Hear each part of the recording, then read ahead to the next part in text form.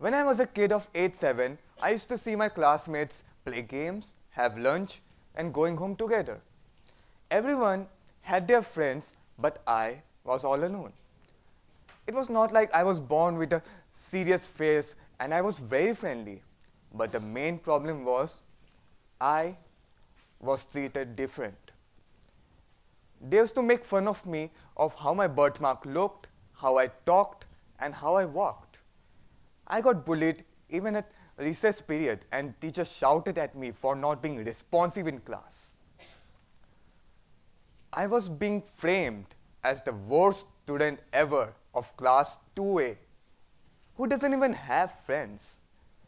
In my mind, I thought, why does nobody accept me for who I am?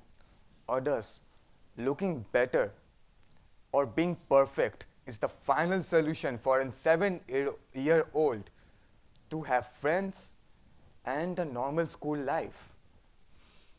Even worse, I got sexually assaulted by some seniors of our school, and the teacher just ignored it and stated it as beating. Instead of taking any actions, he just told them to go away and warned me to stay silent about this incident. I felt as if it was my fault that I got abused and scarred for life.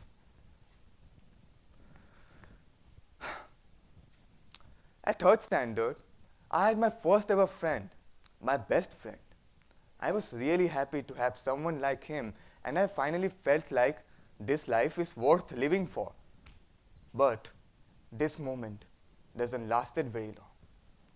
At one afternoon recess, my school got dispersed early and we were playing thief police and he was trying to catch me. Suddenly, a crashing sound came from behind and when I looked, he was lying down to the ground, all bloody. The time itself felt like it was stopped and I was all blank standing there. Crowd gathered and some were telling to instantly call the ambulance. I just sat beside him and started yelling, hey, hey, wake up. Hey, I'm sorry, this time I will surely let you catch me, but see, I'm sorry. I promise you. But please, wake up. Please talk to me. And then he took his last breath and everything just got silenced. After that, everything was just going downside and nothing was getting better. In fact, I was getting worse, better, and started to hate myself and the life itself. I was getting consumed by the void with no one to save me. People say suicide is stupid and depression is just an excuse. But what would you do if the kid had so many questions but suicide is the only answer? But yeah, as a wise man ever said, bad days don't stay forever and the God will hear you no matter how late it is. At 2020, the lockdown session started and I met a friend online and I thank God that I met her because my life changed for the better. And if I'm doing something wrong, she told me that it is wrong, don't do it. She always motivated me for doing something good. She is my best friend and a strong woman who is an example of fighting against all the odds and winning.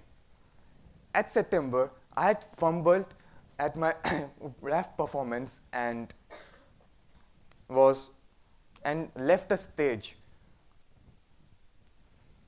And she came to me and consoled me and said that next time we will surely do it. And then after that, I took part in Salesian Model United Nations and got the High Commendation Award. And today, I'm standing here before you all, telling my story.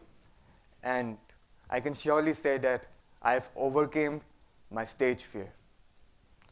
At last, I want to say is, life is full of pain and suffering, but don't you give up because you're special, you're unique, and you are the main protagonist of your own story.